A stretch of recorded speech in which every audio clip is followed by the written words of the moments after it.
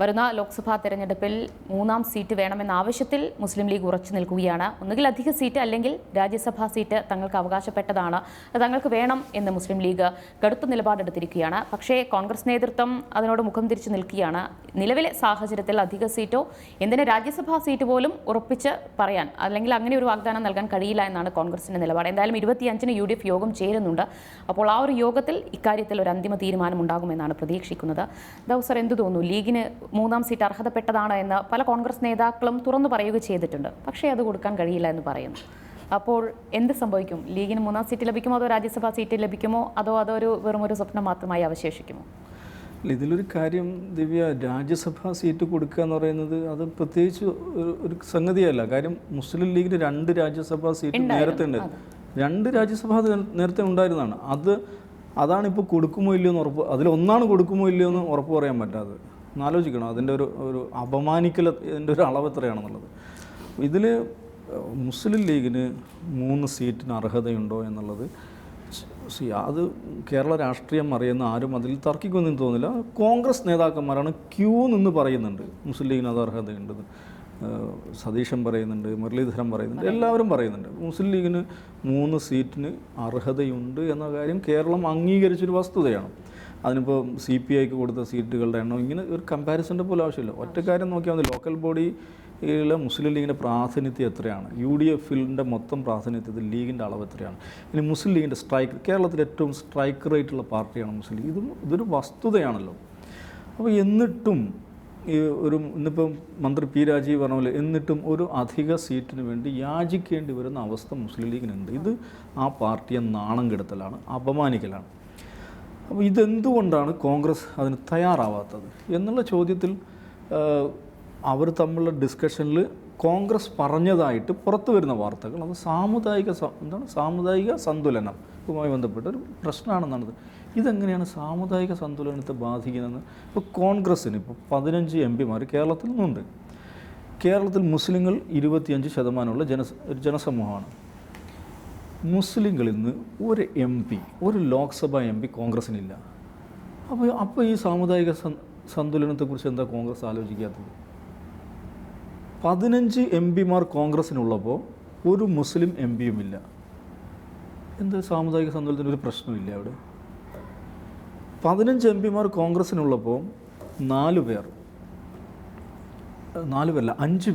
10% വരുന്ന നായർ സമുദായത്തിൽ നിന്നുണ്ട്. ആരും ഇതിനെക്കുറിച്ചൊന്നും പ്രശ്നമാക്കിയിട്ടില്ല. പക്ഷേ ഈ സാമുദായിക സന്തുലനമാണ് കോൺഗ്രസ് ഒരു അടിസ്ഥാനമായി സ്വീകരിക്കുന്നതെങ്കിൽ അതെന്താ ഇവിടെ പാലിക്കാത്തത്? അത് പാലിക്കണ്ടേ? 25% വരുന്ന മുസ്ലിങ്ങളിൽ നിന്ന് ഒരു MP ഇല്ല. ഏതാണ്ട് അത്ര തന്നെ വരുന്ന ഈഴവരിൽ നിന്ന് 2 പേർ മാത്രം. 10% വരുന്ന നായർ വിഭാഗത്തിൽ നിന്ന് 5 MP. മൊത്തം UDF എടുത്താൽ 6 നായർ MP. അപ്പം മുസ്ലിം ലീഗിൻ്റെയും മുസ്ലിങ്ങളുടെയും കാര്യം വരുമ്പോൾ മാത്രം സാമുദായിക സന്തുലനം എന്ന് പറഞ്ഞിട്ടുള്ളൊരു തിയറി അവതരിപ്പിക്കുന്നതിൻ്റെ രാഷ്ട്രീയം എന്താണ്? ഇത് തന്നെയാണ് 5ാം മന്ത്രിക്കാലത്തുണ്ടായത്. മുസ്ലിം ലീഗിന് 5ാമത്തെ മന്ത്രിസ്ഥാനം അത് തന്നെ മുസ്ലിം ലീഗിൻ്റെ പോർട്ട്ഫോളിയോയിൽ നിന്ന് ഒരു കഷ്ണമാക്കിയിട്ടാണ് 5ാമത്തെ മന്ത്രി സ്ഥാനം കൊടുക്കുന്നത്. അതിൻ്റെ പേരിൽ എന്തെല്ലാം വിവാദങ്ങളാണ് ഉണ്ടായി. ആ വിവാദങ്ങൾ ഉണ്ടാക്കുന്നതിൽ പ്രധാന പങ്ക് വഹിച്ചത് കോൺഗ്രസ് ഇൻസൈഡേഴ്സ് തന്നെയാണ്, കോൺഗ്രസിനകത്തുള്ള ആളുകൾ തന്നെയാണ്. അപ്പോൾ ഇത് കാര്യങ്ങൾ വഷളാക്കുകയാണ് കോൺഗ്രസ് ചെയ്യുന്നത്. സാമുദായിക സന്തുലനം പോലെയുള്ള കാര്യങ്ങൾ കോൺഗ്രസ് നേതാക്കൾ തന്നെ ഉന്നയിക്കുന്നതിലൂടെ എന്താ സംഭവിക്കുന്നത്? അങ്ങനെ ഒരു സാമുദായിക അസ്വസ്ഥത സമൂഹത്തിൽ കോൺഗ്രസ് സൃഷ്ടിക്കുകയാണ് ചെയ്യുന്നത്. മുസ്ലിം ലീഗിൻ്റെ ഒരു അടിസ്ഥാന രാഷ്ട്രീയം എന്താണ്? ആ രാഷ്ട്രീയത്തിൻ്റെ ഫിലോസഫി എന്താണ്? പിന്നോക്ക ന്യൂനപക്ഷ സമൂഹങ്ങളുടെ പ്രാതിനിധ്യം, രാഷ്ട്രീയ പ്രാതിനിധ്യം എന്നുള്ളതാണ്, അർഹമായ രാഷ്ട്രീയ പ്രാതിനിധ്യം. അപ്പോൾ അങ്ങനെ ഒരു നിലപാട്, ഒരു പൊളിറ്റിക്കൽ ഫിലോസഫി കൊണ്ടു നടക്കുന്ന ഒരു പാർട്ടിക്ക് നിശ്ചയമായും അവരുടെ പ്രാതിനിധ്യം വർദ്ധിപ്പിക്കുന്നത് ഡിമാൻഡ് ചെയ്യാൻ പറ്റും. പ്രത്യേകിച്ച് അവർക്കതിന് അർഹത ഉണ്ടായിരിക്കുക, അവരുടെ രാഷ്ട്രീയ ശക്തി വെച്ചിട്ട് അതിന് അർഹത ഉണ്ടായിരിക്കുക. അപ്പോൾ അങ്ങനത്തെ ഒരു രാഷ്ട്രീയ ആവശ്യം ഉന്നയിക്കുമ്പോൾ സാമുദായിക കാർഡ് ഇറക്കിയിട്ട് അതിനെ മറികടക്കാനുള്ള വഷളൻ ശ്രമമാണ് കോൺഗ്രസ് നടത്തുന്നത്. അപകടകരമായ ശ്രമമാണ് നടത്തുന്നത്. അത് മുസ്ലിം ലീഗിനെ മാത്രമല്ല, ഒരർത്ഥത്തിൽ സമുദായത്തെയും അപമാനിക്കലാണ്. മുസ്ലിം സമുദായത്തിലും അപമാനിക്കൽ. പക്ഷേ മുസ്ലിം സമുദായത്തിൽപ്പെട്ട ഒരാൾക്ക് ഒരു സീറ്റ് കൊടുത്താൽ അത് നാട്ടിൽ കുഴപ്പമുണ്ടാക്കുന്നതാണ്. അതിൻ്റെ അർത്ഥം എന്താണ്? അപ്പോൾ ഇത് ഈ ന്യൂനപക്ഷ രാഷ്ട്രീയത്തെ തന്നെ അപമാനിക്കുന്ന സമീപനമാണ് കോൺഗ്രസ് സ്വീകരിക്കുന്നത്. അതുകൊണ്ട് ഞാൻ പറയുന്നത് മുസ്ലിം ലീഗിന് അന്തസ്സുണ്ടെങ്കിൽ ഇതിന് അവർ തയ്യാറാവുന്നെങ്കിൽ ഒറ്റയ്ക്ക് മത്സരിക്കാൻ സന്നദ്ധരാവണം. മുസ്ലിം ലീഗിന് കേരളത്തിൽ നിന്ന് 2 എംപിമാരുണ്ടായത് 62-ൽ മുസ്ലിം ലീഗ് ഒറ്റയ്ക്ക് മത്സരിച്ചിട്ടാണ്. കാലം എത്ര കടന്നു? 40 വർഷം 60 വർഷം കഴിഞ്ഞു. എന്നിട്ട് ഇപ്പോൾ ഈ UDF സംവിധാനത്തിനകത്തും അത് തന്നെയാണ് അവസ്ഥയെങ്കിൽ അത് രാഷ്ട്രീയമായ ഒരുതരം ഹ്യൂമിലിയേഷനാണ്. ഈ ഹ്യൂമിലിയേഷൻ നിന്ന് കൊടുക്കണമോ എന്ന് അവർ ആലോചിക്കേണ്ട ഒരു കാര്യമാണ്. രണ്ടാമത്തൊരു സംഗതി, ഈ സന്ദർഭത്തെ CPM ശരിയായി മനസ്സിലാക്കുന്നു എന്നുള്ളതാണ്. അവരുടെ സ്ഥാനാർത്ഥി ഇത് വന്നു, 4 മുസ്ലിം സമുദായം 4 കാൻഡിഡേറ്റ്സിനെയാണ് അവർ ഫീൽഡ് ചെയ്തിരിക്കുന്നത്. അതിൽ തന്നെ ഈ പൊന്നാനിയിൽ അവർ വെച്ചുള്ള കാൻഡിഡേറ്റ് മുസ്ലിം സമുദായ നമ്മുടെ രാഷ്ട്രീയത്തിൽ അപൂർവമായിട്ടുള്ള സംഭവമാണ്. EK വിഭാഗത്തിൽപ്പെട്ട നേതാക്കളും AP വിഭാഗത്തിൽപ്പെട്ട ആളുകളും ഒന്നിച്ചു പോയി ഇദ്ദേഹത്തിന് വേണ്ടി റെക്കമെൻഡ് ചെയ്തു. ആർക്ക് വേണ്ടിയാണ്? മുസ്ലിം ലീഗിൻ്റെ പഴയ സംസ്ഥാന സെക്രട്ടറിക്ക് വേണ്ടി. അദ്ദേഹം പാണക്കാട് കുടുംബത്തിൽപ്പെട്ട അയാളും ഒരു ട്രസ്റ്റ് ഒന്നിച്ച് നടത്തുന്നുണ്ട്. ഈ മൊയ്ൻ അലി ശിഹാബ് തങ്ങളും ഇദ്ദേഹം കൂടി ഒരു ഹൈദർ അലി ഫൗണ്ടേഷൻ തങ്ങൾ ഫൗണ്ടേഷൻ എന്ന് പറഞ്ഞാൽ ഈ സന്ദർഭത്തെ ശരിയായി മനസ്സിലാക്കിക്കൊണ്ടുള്ള എന്താ പറയുക, ഒരു മുഴം മുമ്പേ എറിയുന്ന രാഷ്ട്രീയമാണ് CPM നടത്തിക്കൊണ്ടിരിക്കുന്നത്. ആ സന്ദർഭത്തിൽ സാഹചര്യത്തെ രാഷ്ട്രീയ സാമുദായിക സാഹചര്യത്തെ മനസ്സിലാക്കുന്നതിൽ കോൺഗ്രസ് നേതാക്കൾ LKGക്കും താഴെയാണ് എന്ന് തെര്യപ്പെടുത്തുന്നതാണ് നടന്നുകൊണ്ടിരിക്കുന്ന കാര്യങ്ങൾ. യെസ്, അജിം സർ, മുസ്ലിം ലീഗിന് അർഹതയുണ്ട് 3ാം സീറ്റിന്, പക്ഷേ തരാൻ പറ്റില്ല, അങ്ങനെയാണ് കോൺഗ്രസ് പറയുന്നത്. ആ നിലപാട് ചോദ്യം ചെയ്യാൻ, അതിനെ നേരിടാൻ തക്ക ഒരു കരുത്ത് മുസ്ലിം ലീഗിനുണ്ടോ? കോൺഗ്രസ് അങ്ങനെ പറയുന്നതിന് വലിയ വേറൊരു കാര്യം കൂടിയുണ്ട്. ഇപ്പോൾ നിലവിൽ രാജ്യസഭയിൽ കോൺഗ്രസിനൊരു മുസ്ലിം MP ഉണ്ട്, ജബി മേത്തർ. നിലവിൽ ലീഗിന് ഒരാളുണ്ട്, അബ്ദുൽ വഹാബ്.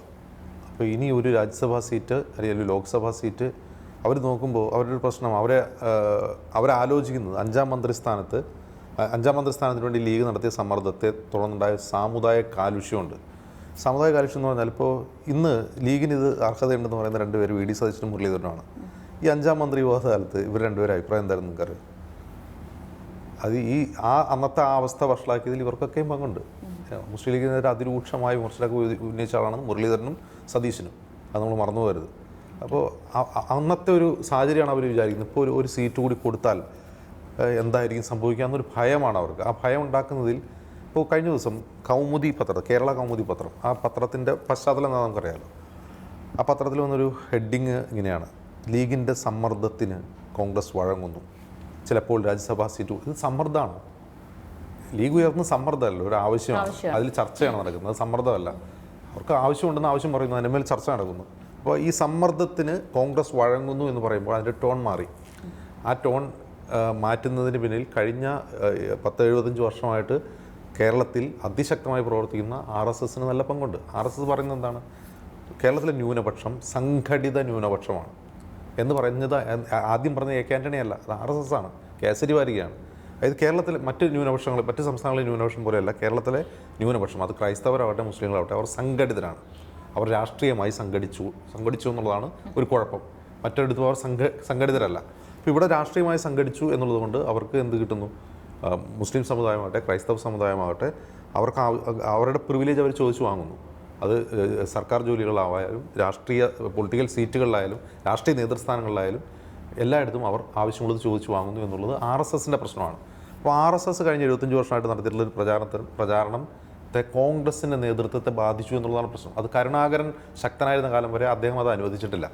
കരുണാകരൻ ആ കാര്യത്തിൽ വളരെ ഒരു മാസ്റ്ററായിരുന്നു ഇത്തരം കാര്യങ്ങളിൽ.